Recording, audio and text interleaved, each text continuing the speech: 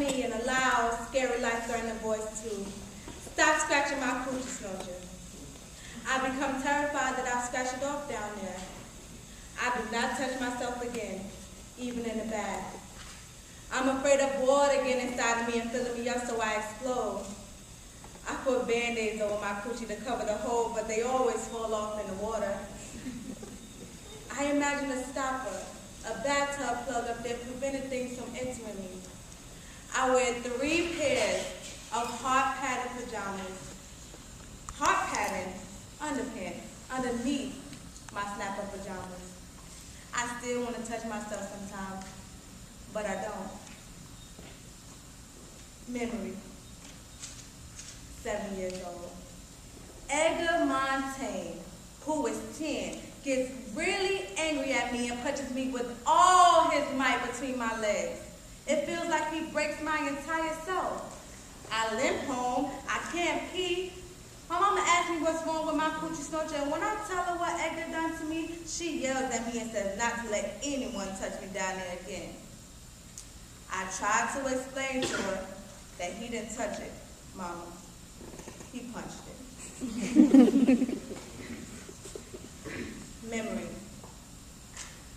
9 years old. I play on the bed, bouncing and falling, and I impale my coochie snorcher in the bedpost. I make loud, high-pitched screaming noises that come straight from my coochie snorcher's mouth. I get taken to the hospital and they sew me up down there from where it's been torn apart.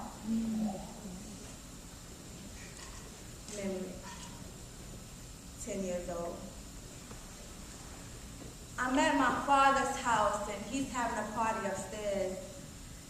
Everyone's drinking. I play in the basement alone, trying on my new white cotton bra and panties that my father's girlfriend bought me.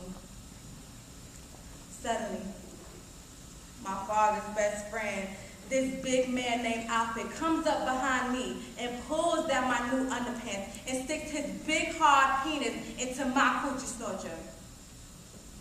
I scream, I kick, I try to fight, but it's too late. He already gets it in. My father's there then, and he has a gun, and there's a loud, horrible noise, and there's blood all over me and Alfred. Lots of blood.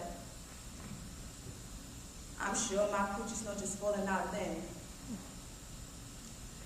Alfred's paralyzed for life, and my mama doesn't let me see my father for 7 years. Memory, 13 years old. My coochie snorcher's in a bad place.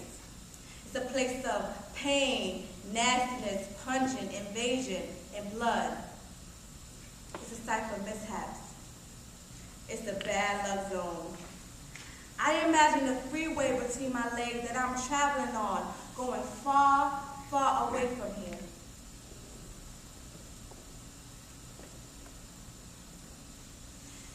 Memory, 16 years old. There's this gorgeous 24-year-old woman that lives around my neighborhood, and I stare at her all the time. One day, she invites me into her car. She asks me if I like to kiss boys. I told her I do not like that. Then she leans over and kisses me so softly on the lips with her lips.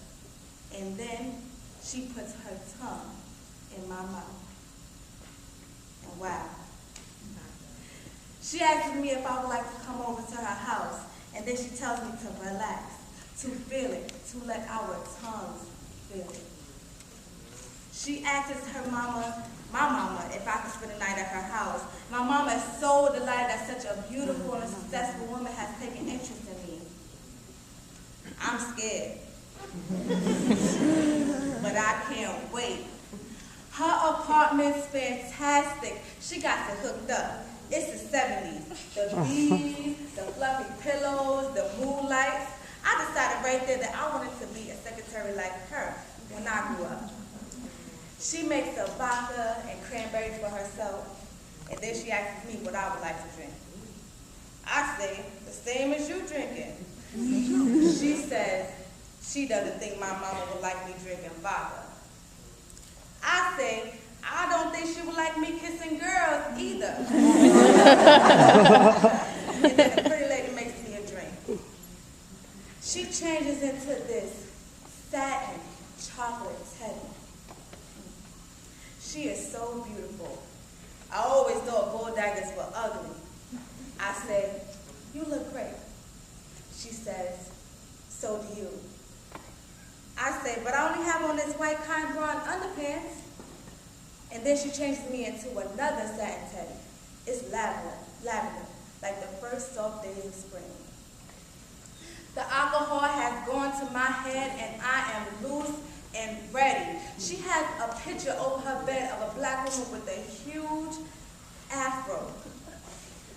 She lays me softly and gently on the bed, and just our bodies rubbing together makes me come. She says, your vagina, untouched by a man, smells so nice, so fresh. I wish I could keep it like that forever. I get crazy wild, and then the phone rings. And of course, it's my mama. I am breathing so heavy. I try to act normal when I get on the phone. She says, what's wrong with you? Have you been running? I say, no, mama, exercising. She tells the beautiful secretary to make sure I'm not around any boys. The beautiful lady tells her, trust me, there's no boys around here. Afterwards, she teaches me everything about my coochie snorcher. She tells me to always know how to give myself pleasure so I will never have to rely on a man. She's very, very thorough. In the morning, I am terrified that I become butch because I am so in love with her. She laughs, but I never see her again. I realized later that she was my surprising, unexpected, politically incorrect salvation. She transformed my sorry-ass coochie snorcher and raised it to a kind of heaven.